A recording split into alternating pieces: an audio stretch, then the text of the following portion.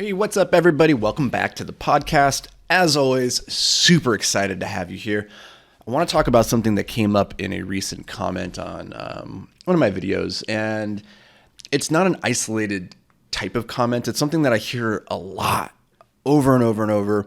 And legitimately, every time I hear this complaint, it's like nails on a chalkboard. It just drives me crazy, and it's so frustrating because a lot of the content that I create is focused around mindset, but also, tactical strategic ideas about how you can build a business, build wealth, invest in real estate, develop yourself personally, all these things, right? So I try to take this blend of both tactical, strategic, because I know that's what people a lot of times are looking for. They want to know the exact strategy and like, what's the steps? Just tell me the steps to follow.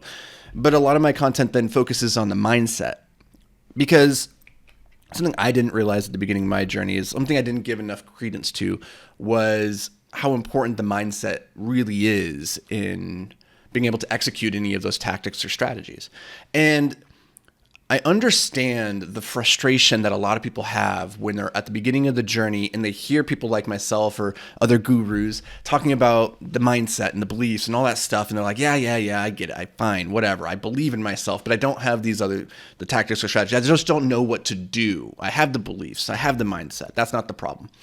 And over and over and over, what I see is, no, actually the mindset, those beliefs, that identity that you have, that is the problem. You just don't even realize it. And the fact that you don't realize it is a big part of the problem. And so I spent a lot of time on this type of content because I know how important it is. I realize from my vantage point that it is the most important thing. I'm not saying it's like always going to be, like at a certain point, maybe the mindset isn't, but where I'm at and where I'm looking at where I was, I can definitively say that it was less about the tactics and the strategies, and it was more about the mindset going into how I executed those tactics and strategies.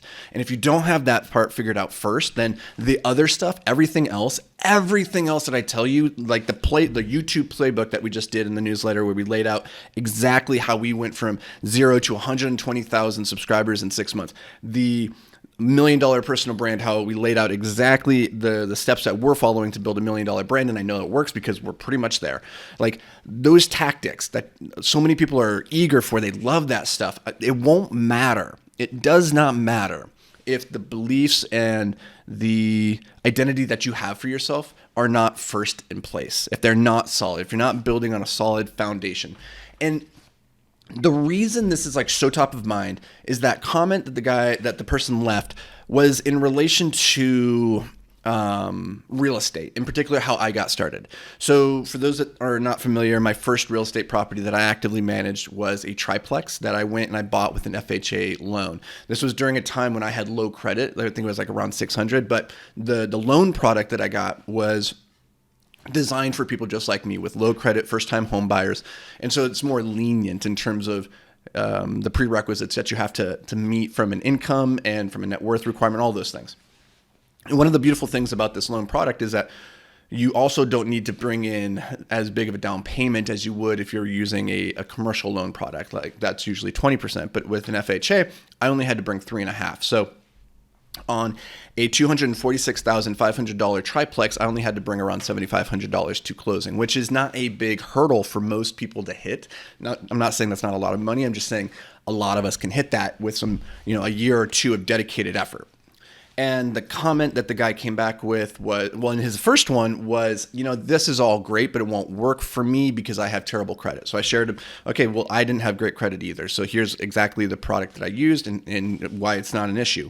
And then he came back and he says, well, he said something really weird. He said, I'm not a carpenter. I think what he meant was like, I'm not good with my hands and this won't work for me because I don't want to live in and do the fix and flip or whatever. And I was like, I'm not good with that either. If you guys have heard me, the thing I like to say is that I can swing a hammer, but I can't hit the nail. Like I'm not good with my hands either. But that's not going to limit you, because if you have the ability to pick up a phone or do a Google search, you can find somebody who is good with their hands to come do the work for you.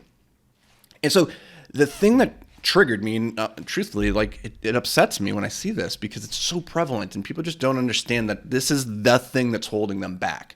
Is he said, you know what, like I've read 20 books on real estate and I just don't know what to do. Like I haven't found a good idea yet. I just don't know what to do.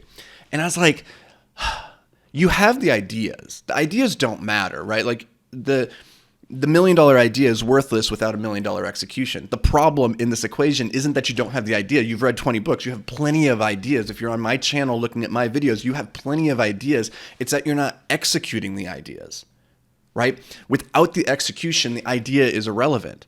And most people just, they struggle to see that. They're waiting for this $1 million idea, this eureka moment where everything just aligns perfectly. And then they're like, I can take action once I have everything figured out and the plan is perfect and I'm guaranteed success. That's what people want. They don't want to set off on a path where they don't have guaranteed success. And the truth is, in life, there is no path like that, right? There's just paths that feel like higher certainty or higher probability, or at least you don't understand the full risk associated with it. That's why so many people go the W-2 route, is because they think it's the safer route that guarantees them a paycheck and security and health insurance and all these things. But then as soon as that company gets into financial troubles because recession and they get laid off, now they don't have any of that security. That guaranteed success goes out the window, right? Or maybe they are successful in that position for the next 40 years, and then they get to the end of the road, they realize they haven't been saving enough, that what they have in retirement isn't going to fund their life into perpetuity. And so they realize, oh, this had a much different risk profile than I thought. I thought I was on this path of guaranteed success, but in reality, it was just guaranteed to be high risk because what I was doing was never going to get me to where I wanted to be. And so the thing I want to share with you guys today that I've been thinking about on this is that the people who tend to find success in life are the ones who stop looking for reasons why it won't work, and they start looking for reasons why it will work. Because for any path, any direction that you choose to take in life, there are 100 reasons why it shouldn't work. And they might be very good reasons, right? Like, to start a business, you got to be a little bit crazy because most businesses fail, right? So just right there, the reality of the situation is that most businesses fail. So if that's what you glom onto, then you will never start, right? But for every path, there are also 100 reasons why you should take that path.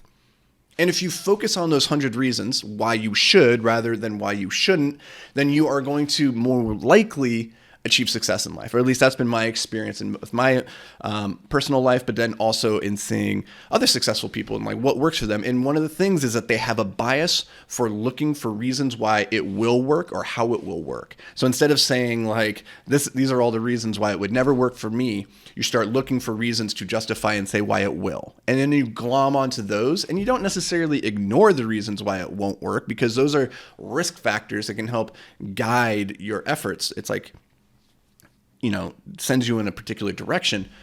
But the people who fixate on the reasons why it won't work, they inevitably prove themselves right, because they never set off on the path, or if they do set off on the path, they do it in a half-hearted way that almost guarantees they're not going to put in the effort over a long enough period that's required to eventually stumble onto success. So I wanted to share that with you guys. I hope if you're in a place right now where you're considering some different directions in life that you want to go, or some big projects, and you find yourself hesitant and fearful and starting to look for reasons why you shouldn't do it or why it won't work, I encourage you, flip the script, look at the other side of that coin, and then start asking yourselves, what are all the reasons why I should do this? What are all the reasons why this could work? Fixate on that, right? Because that which you seek is seeking you, as the poet Rumi said. So if you are seeking reasons why it won't work, then it will not work. If you are seeking reasons why it will work, those reasons will find you, and ultimately you're going to be that much better off in your pursuit of success. So I hope this brought you guys a little bit of value. I appreciate you as always. I can't wait to see you in the next episode, but until then, stay hyper-focused, my friend.